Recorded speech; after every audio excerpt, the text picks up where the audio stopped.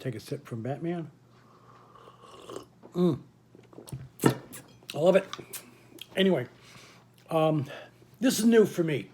Normally, if you've watched any of these videos before, you know that I just quickly go through the books that I picked up the previous week, maybe mention a few things, but don't really go into detail. So I don't know how much I'm going to be able to get through in this video. I'm going to try not to go on too long on any individual title, but I do want to give you my first thoughts. These are all first issues of, in some case, mini-series, in other cases, ongoing series. But unfortunately, as is often the case with a lot of books from smaller publishers, ongoing titles don't necessarily go on too long. From Boom Studios, this is written by James Tynion IV with art by Michael Dialanis. My bad. Anyways, James Tynion IV is, he's written Batman and some other DC titles. And he's a good writer, but I have to admit, I find that the books that he tends to do is creator-owned, and the smaller titles, it feels more, he puts more of his heart into those. Not that he's doing a bad job on the bigger titles, but I think you can see where he really is, and a lot of them are just, you want that big paycheck. Anyways, this is a fantasy series about a man who is growing up in a world that, or at least in a kingdom that detests magic, and is sort of surrounded by area where magical creatures still exist. And the king of this kingdom does not want that. And since he is sort of a halfling or an elf or whatever he is, he's in grave danger, especially from a character called the Bandaged Man. And I'm sure as time goes on, we'll find out more about him. But this is nicely done. This fantasy series has some scary moments. You would probably, I'm saying maybe older teens. I don't think it says anything on here, but I think older teens would enjoy this book. I like it. There seem to be indications that maybe some of the characters are maybe gay, although that's not clear here. There are sort of hints at it, but nicely done, well written and nicely drawn. Here we have a horror book called The Grievelings. This is by Steve Niles, who's well known for horror fans. He and Damien Worm put together the book October Faction, which is now a series on, was it Netflix or something? And this is another, this is a horror, as Niles is known for. This is from Clover Press, as a pretty much a double-sized issue, $7.99. And this is sort of a longer issue. A lot of these issue number ones are longer than usual. It's about a young lady, or a young girl, who appears to be killed by some local bullies, but something happens, and some being, the Grieveling, may have brought her back, and the Grieveling may have plans of its own. So, pretty good. Again, there's probably older teens. For that, from DC, we have, it's actually Yeah, this is number one. Dark Knight's Death Metal, number one. If you're a fan of the previous Metals series, The Joker Who Laughs, and the Dark, what's it called, the Dark World, or whatever it was, sort of an alternate world where everything has really gone bad. This is a new series that ties into that. The Batman Who Laughs is in here along with alternate versions of Superman, Batman, and Wonder Woman. It's not bad. I'm curious. I enjoyed Metal and some of the tie-ins enough to want to see what's going on here, and I like their version of Batman. And Wonder Woman is really good, and the Joker Who Laughs kind of gets his, but in a way doesn't. So see how that goes. Although I can't see myself picking up a lot of the tie-in issues, but I'll definitely be being the main title. Sleeping Beauties.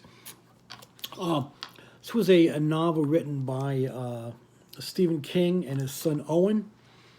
Came out about a year ago, probably, although it's hard to keep track in the pandemic. And this is about a sleeping sickness that starts in Australia and moves on.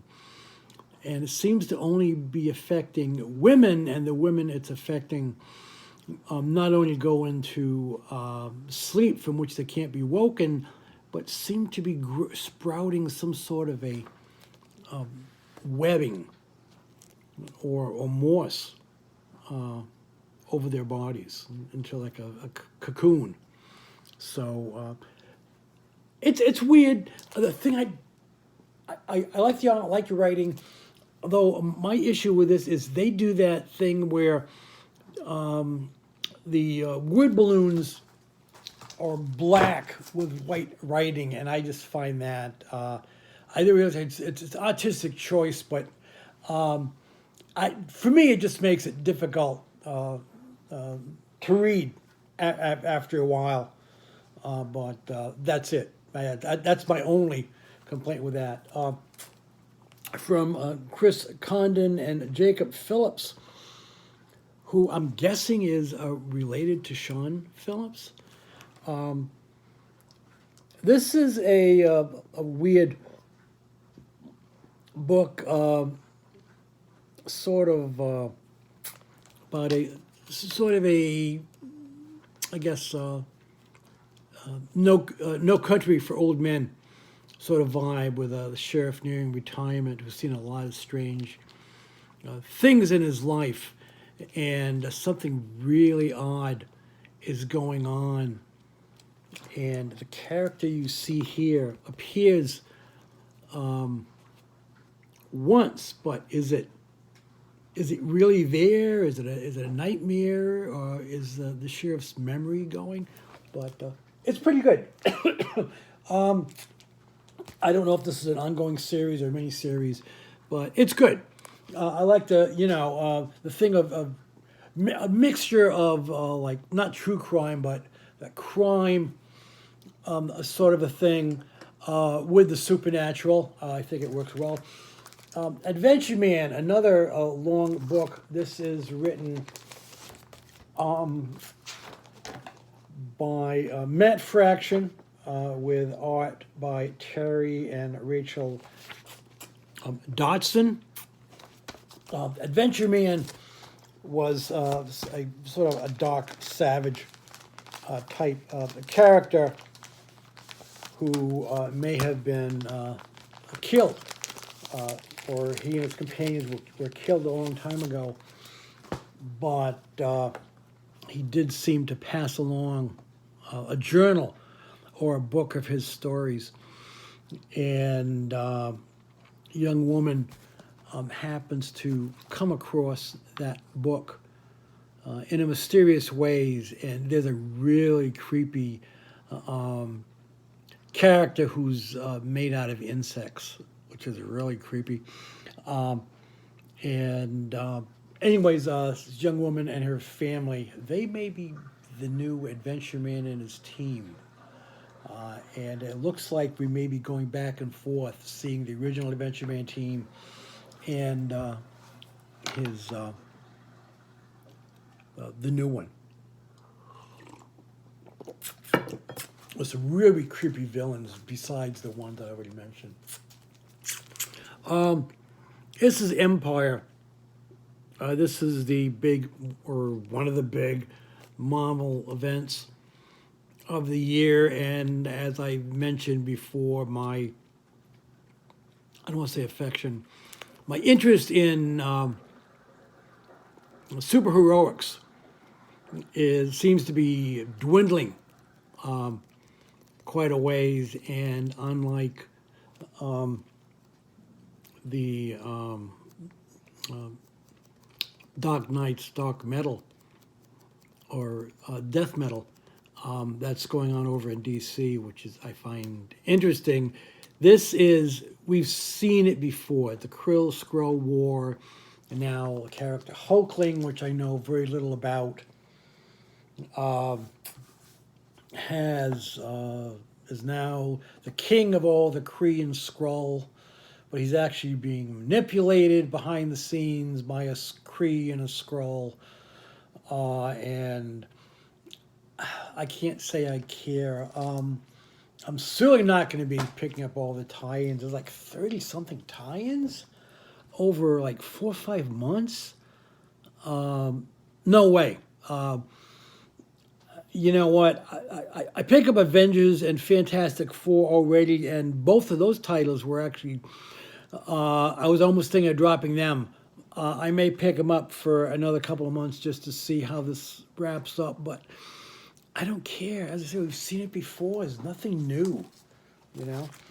I talked about this before, Nocturnal Commissions. This is from Polite Strangers, the imprint or publisher. I've never heard.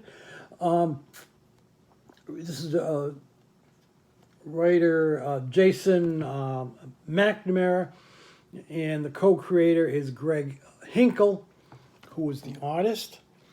And it's kind of cool. It's a horror comic with a touch of humor. It's a I guess the joke could be a vampire, a werewolf, and a zombie walk into a bar and decide to become a detective agency. So it's fun. I like the first issue. Seems to be a mystery going on. I like the humor though. A setup like that, I think I'd almost have to go towards humor. Although in a way, he's sort of reminded of Batten Lash's old Wolf and Bird, Supernatural. Lawyers, it's humor, with some other stuff going on, and I like it. Upshot, fairly new publisher. I have 2 books they have. This is co-written by Rob Williams and Ollie Masters, with art by Lawrence Campbell. This is another crime, supernatural story with 3 old school gangsters deciding, it's time to get out of the rackets, close things down. But seems like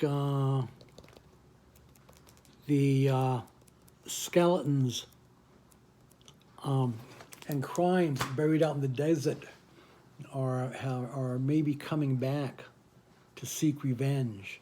Plus, there's also a police detective whose partner, these guys disappeared, and she's seeking revenge too, and seems to have, has a drinking problem. So we'll see what goes on with that. And finally, also from Upshot, written by Benjamin Percy. Let me get this right.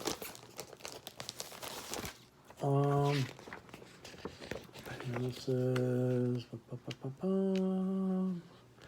Benjamin Percy, Brent Schoonover, and Nick Filardi. It's exactly what I thought it was going to be just from the cover. It's about a serial killer, a guy named Joe, who owns a diner, is killed by a serial killer when he tries to protect a young woman who has escaped from him temporarily, and now Joe's daughter Sharon, who left town a while ago and seems to have quite a dark past.